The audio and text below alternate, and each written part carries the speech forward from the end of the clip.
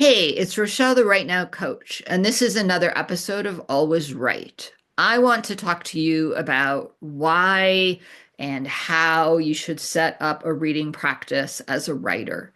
I have collected over the years many quotes on why you should read, and one of my favorite ones is from Travis Baldrey's Bookshops and Bone Dust, in which he says, "Never trust a writer who doesn't have too many books to read." And I think that's a great quote. If you're wanting to write books, the first reason you're going to read books is that it's going to help you understand the genre. It's going to give you a guide to kind of what's out there, what works, what doesn't work. Um, it's really the best way to get an education. I recently read a wonderful article about Jimmy Carter and his writing career and his reading career. And one of the things that's very clear is that when he wanted to learn how to do something, he went and read everything he could on the subject. So before his inauguration, he read every inaugural address that had been done, that he could get his hands on, and that helped him to kind of craft his own inaugural address.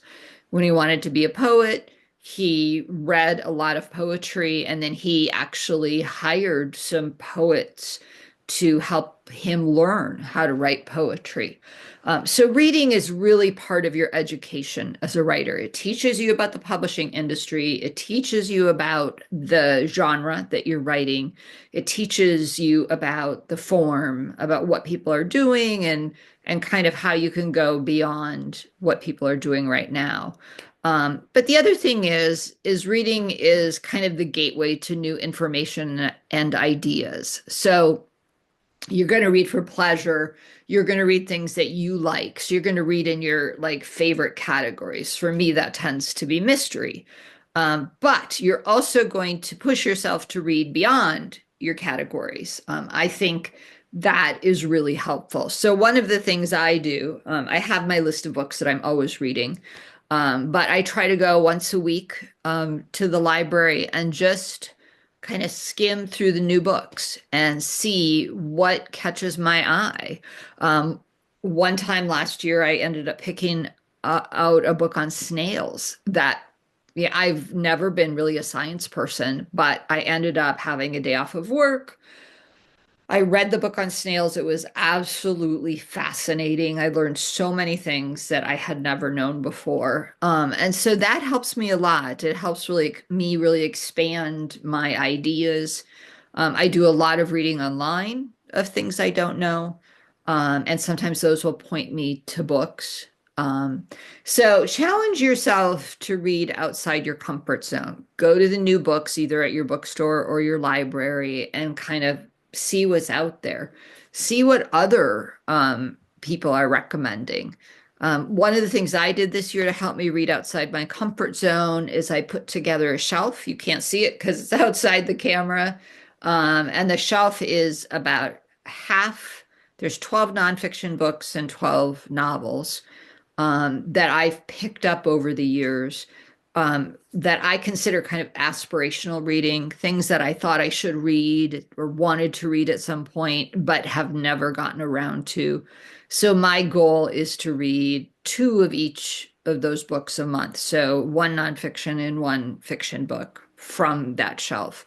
Other people I know have taken, a little jar and put down the names of all their unread books and shaken it up, and then they pick a book whenever they have a free moment. They read from there. So we've talked about why do you do this? How do you find books? Another thing to think about is, people say to me, how do you find the time to read so much? You must either be incredible or lying. And the truth is somewhere in between. I'm not lying, not incredible. Um, Part of the thing is I don't watch a lot of TV. I never listen to podcasts because I just don't have that kind of time. When I walk, I like to be outside walking and not really doing anything. Although now it's winter, I'm tending to like watch videos or listen to podcasts. That can be a good time to read a book. So if you are a person who likes to listen to audiobooks, that is a great way. You can do it while you're cleaning the house, doing your daily exercise, um, driving the kids back and forth to school or doing your commute. It's a great way to get a lot of reading done. A second way to read books is on your phone or other e-reader. That became my favorite way to read books when I was teaching because during lunch hour I didn't want to carry a book with me, but I always had a book on my phone. And that's really great when I am at the doctor's or the dentist or whatever. And I find myself stuck somewhere in public and I don't know what I'm going to do. So I have books on my phone. That really helps. And then there's the old fashioned way of having that, hardcover book that you that you carry with you. I tend to be a morning reader, so I get up, I get my breakfast, and I read for however long it takes me to eat my breakfast. And then I tend to read as the day winds down. I tend to read after dinner, and into the night. And then I usually have different books for each of these times. So I have my morning book. That used to be a nonfiction book. Now I tend to read fiction in the morning. I have my afternoon evening book, which is maybe a more interesting fiction book. I will also sometimes audition books at night, and that will often be a nonfiction book where I'll just skim through a nonfiction book, maybe in my field. Like I read a lot about attention and ADHD and positive psychology, so I'll sometimes page through those books later at night. And then I always have like a bedtime book that I read. Right now I am reading A Glass of Blessings by Barbara Pym. She's a good nighttime read because it's a little bit boring. Not much happens. Um, and it's very dry humor. So it's funny in kind of a, oh my, isn't that interesting? And so that it's just perfect for bedtime because it doesn't get your undies in a bunch and you just feel like you can read and like let go of the cares of the world. Um, the last thing I would say about reading is keep track of what you've read.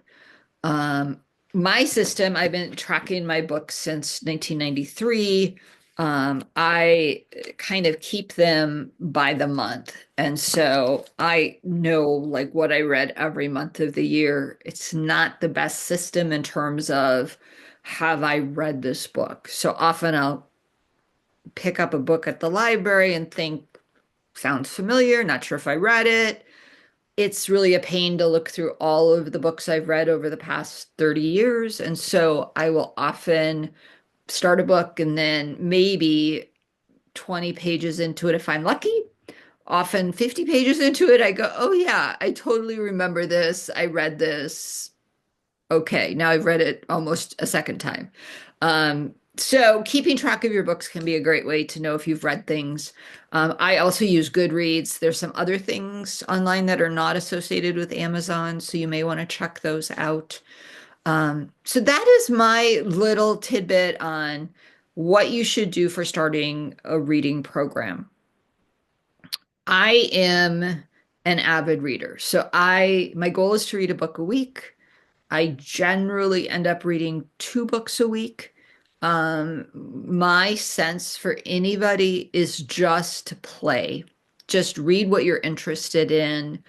If you give a book 50 pages and it doesn't interest you, send it home. Even if it's one of my books, get rid of it, pick something out else because you don't want to waste your time reading something you don't like.